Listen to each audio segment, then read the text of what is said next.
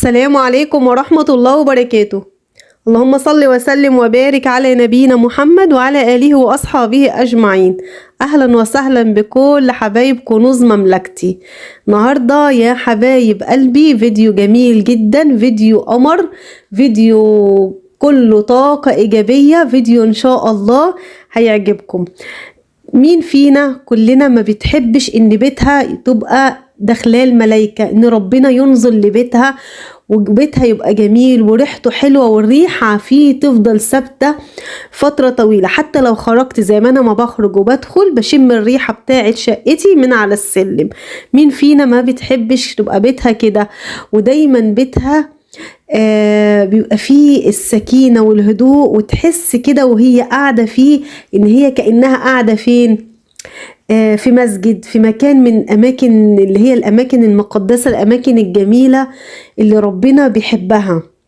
طيب يلا ندخل الفيديو الجميل القمر دوت، وهنشوف احنا ازاي نخلي بيتنا هادي، بيتنا جميل وخالي من الكركبة وخالي من اي حاجة فيه مش نظيفة، وازاي وهنشوف مع بعض. بس ما تنسونيش في لايك وشير واشتراك في القناة لو عجبك الفيديو، وتفعيل الجرس.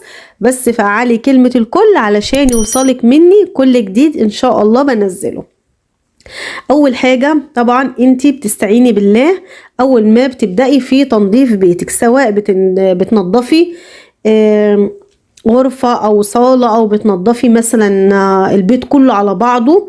ربنا يا رب يديم عليا وعليكم يا رب الصحة، ودايما ننظف بيوتنا ودايما نروقها ودايما نخليها جميلة ودخلاها الملايكة ان شاء الله، وربنا ينظر اليها نظرة جميلة. ان الله جميل يحب الجمال. واحنا دايما يا رب تكون كلنا، انا وكل متابعين كنوز مملكتي، تكون بيوتنا كلها البيوت الجميلة اللي ربنا بيحبها وبينظر اليها ان شاء الله يا حبايبي. طيب هنعمل ايه؟ اول حاجة بتشغلي القرآن بعد ما بتستعيني برب العالمين، بتشغلي القرآن. ويا سلام لو موجود عندك سورة البقرة وشغلتيها تمام قوي. انا كنت فاتحة الشاشة زي ما انتوا شفتوني كده في الاول الفيديو خالص. بعد كده بتستعيني برب العالمين وبتقومي بتتوكلي على الله، بتنضفي بيتك، بتخليه بقى ايه، نظافة قمر. انا كنت على فكرة كنت مسحة السيراميك دوت، كنت مسحة بديتول بريحة الليمون، بجيبه سايب. ديتول جميل جدا جدا جدا، بيخلي ريحة البيت جميلة جدا، بيخلي ريحة شقتي حلوة خالص. بس مش هو ده الاساس اللي انا مثلا، ده طبعا ده اساسي في المسح الديتول، لكن مش هو الاساس اللي بيخلي البيت ريحته جميلة، في حاجة تانية برضو معاه. طيب ايه كمان؟ الملايكة لو بيتك نظيف وريحته حلوة وانت مسحة مثلا بديتول، الديتول ده ريحته جميلة، حطيتي في الديتول ده في مية المسح حطيتي فيها شوية دوني، الله الله الله، بسم الله ما شاء الله ولا قوة الا، بتمسحي بتخلي ريحة البيت جميلة، ريحة البيت في بهجة كده وريحته حلوة خالص. طبعا بتنزلي بقى لو في حاجات، زي انا مثلا نزلت الحاجات اللي على التلاجة كلها. ولازم زي ما قلت لكم في الفيديو اللي فات، لازم انا اساسي كل مكان بدخل فيه في الشقة عشان انضفه لازم اخرج حاجة خالص من المكان. يعني لازم استغنى عن حاجة، ابدل حاجة مكان حاجة، اشيل حاجة مكان حاجة، اغير، بص اشيل الكرسي من هنا، اشيل ترابيزة من هنا، اشيل الحاجات اللي فوق التلاجة مثلا مش محتاجة منهم حاجات، خلاص بتخلص منها مش عايزاها.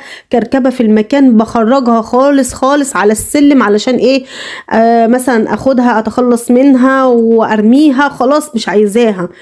المهم ما خليش كراكيب التلاجة افتحها اشوف الدرج التلاجة فيه ايه مش عايزاه بتخلص منه. الفريزر فيها حاجات مثلا خلاص كده عملتها، خلصت الحاجات، عايزة اطلع الارفف اغسله. المهم اللي اخلي مكانه نضيف. خلاص بقى خلصت كل حاجة. طبعا السجاد ما تنسيش تخلي برضو سجادتك جميلة وشوية دون كده وشوية ديتول وبالشرشوبة، وتكوني مخصصاها للسجاد، وتروحي بقى ملمعة السجادة بتاعتك القمر، بتبقى ريحتها جميلة. خلي بالك الريحة بتظهر في السجاد من ريحة المية اللي انت حطاها فيها الشرشوبة. طيب ايه كمان هيخلي بيوتنا جميلة وريحتها حلوة قوي والريحة تجيب اخر الجيران؟ وكمان انا لما بكون مثلا بره وباجي بفتح الباب بشم ريحة البيت بتاعي، ريحة البخور، وبالذات البخور النوع دوت اللي انتوا هتشوفوه معايا في الفيديو، ريحته جميلة جدا. في منه التقليد اللي هو تقريبا اصغر شويه كده ولونه اخضر، لا ده وحش ما عجبنيش، جبته مره ما عجبنيش. النوع اللي انتوا هتشوفوه معايا في الفيديو ده جميل جدا. وبعدين لو في شيطان في البيت، في مشاكل في البيت، في خناقات بين الاطفال، تعرفوا ان كده ده في شياطين في المكان. فاحنا لما بننظف، الشياطين ما بتحبش المكان النظيف، الشيطان ما بيحبش المكان اللي بيتقرأ فيه قرآن، الشيطان ما بيحبش المكان اللي انت بتصلي فيه. وما دام المكان بتاعك بيتقرأ فيه قرآن ومشغله قرآن وانت بتصلي فيه، يبقى لازم هيكون نظيف، لان استحالة هتكوني بتصلي ومواظبة على صلاتك والمكان بتاعك مش نظيف. اكيد نضيف وزي الفل، وانتوا كلكم نضاف وشطار. بس اهم حاجة احنا كلنا كستات بيوت نحافظ على نظافة بيوتنا، نحافظ على نظافة كل ركن، كل حتة في بيتنا. الحيطان من فوق لتحت بنخليها نظيفة، مفيش تراب. صحيح بتيجي علينا اوقات بنكون تعبانين، بنتكاسل، بتحصل عندنا ظروف، يعني كلنا برضو يعني عندنا ظروف، كلنا عندنا ظروف، وممكن برضو البيت بيتملي تراب وبيتراكم فيه الأتربة. لكن برضو لما بنقوم من تعبنا، بنقوم من مشوارنا ايا كان، بنرجع تاني وبننظف وبنخلي البيت شمعة منورة وفلة وقشطة قشطة قشطة. طيب لما يكون البيت نظيف، طبعا الملائكة دخلته وطردوا الشياطين، يبقى هنا البيت بقى فيه سكينة وفيه هدوء، فيه راحة نفسية. هتقولي لي اصل انا لما باجي مثلا بنظف احيانا بحس ان انا مثلا بخنوقة متضايقة كده. اقول لك نظفي، لان بيبقى المكان دوت سكنه شيطان وانت بتتخنقي، واول ما تيجي تنظفي تلاقي النظافة تقيلة عليكي، تقيلة عليكي يا اختي، ان المكان بيبقى فيه شيطان، والشيطان ده سبب نكدك، سبب ضيقتك، سبب خنقتك، سبب ان انت في مشاكل بينك وبين زوجك، سبب ان انت واولادك في مشاكل باستمرار، مع الاولاد معاكي دايما في مشاكل. الله عليها، انا بحب الترابيزه دي، الترابيزه دي حياتي، قلتها لكم قبل كده. الترابيزه الرخام دي انا بعشقها وبحبها، او لان هي قريبه من المطبخ فانا بشتغل عليها كل شغل المطبخ بتاعي. ودي طبعا ايه الصاله اللي جنب المطبخ، فانا بعشق الترابيزه دي. اللهم بارك، حاطه بقى الكرسي واقعد اقرطف ملوخيه، باميه، اعمل بصل، اي حاجه لشغل المطبخ كله فوق الترابيزه القمر دي. بحط كمان عليها ازايز الميه وكده وبقعد اكل عليها. يعني حاجه بصراحه يعني مروقه لي الدنيا كلها كده جوه، بصراحه جميله جميله، وانا بعشق المكان ده او في شقتي. المهم يا حبيبتي، لما بتلاقي ان في مشاجرة بين اولادك وفي خناقات وكده، هو اعرفي ان في اكيد بيبقى في شيطان في البيت، لازم اخرجه. بخرجه بقى بالروايح الجميلة، بخرجه بقى بان انا بقى اجيب شوية مية ديتول واروح امسح بقى السيراميك بتاع شقتي كله، بجيب شوية مية بديتول، بجيب معطر جو وارش في الشقة، بس بعد ما اكنس طبعا وانضف الاول. المهم خلي بالك، ممكن اقولك مثلا لو انت مثلا اطفالك صغيرين وبيكركبوا الكركبة مش تعمل حاجة، اهم حاجة النظافة مش الكركبة. الله على عود البخور ده يا بنات، الله الله الله، بسم الله ما شاء الله، بعشقه، جميل جدا، ريحته واو بجد، مش قادرة اقولك ريحته جميلة جدا. انا بقى بحب ان انا اولعه مثلا والف بيه على الشقة كلها، بجيبها بقى من اوضه النوم للمطبخ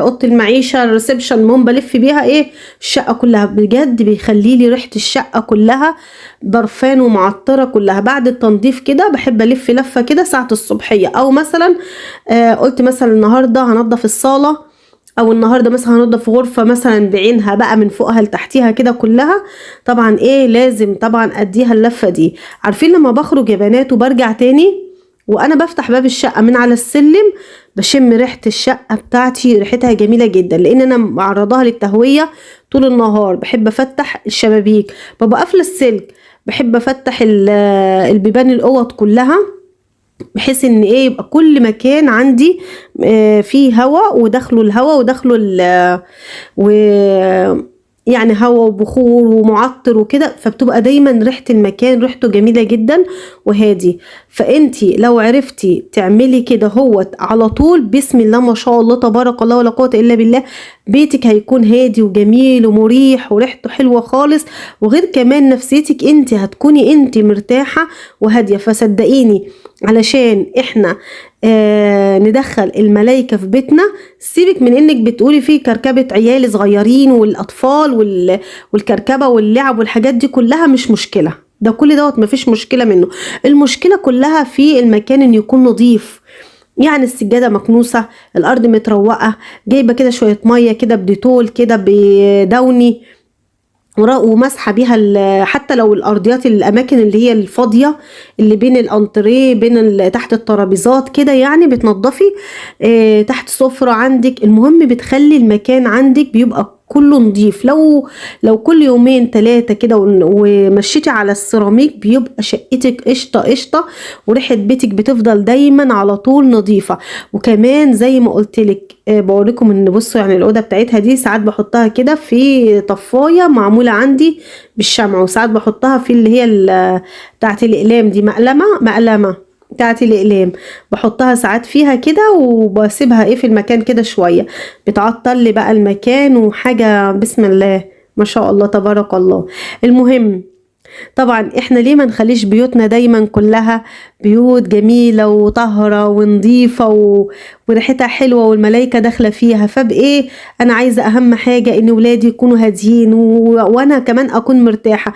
زوجك لما يدخل يكون مرتاح في شقته كلها، وهو داخل طالع من الأوضة دي للأوضة دي، صدقيني من غير تعب من غير اي حاجة، والله بشوية مية شوية ديتول شوية دوني ومسحت السيراميك اللي باين كله، جبتي مثلا المقشة والجاروف بتاعتك، يعني مش لازم اقولك المكنسة اللي هي بالكهرباء، كمان مقشة والجاروف، ولفيتي كده على الشقة كلها على السجاد. لو مرة بس عملتيها في اليوم صدقيني خلاص شقتك هتبقى زي الفل.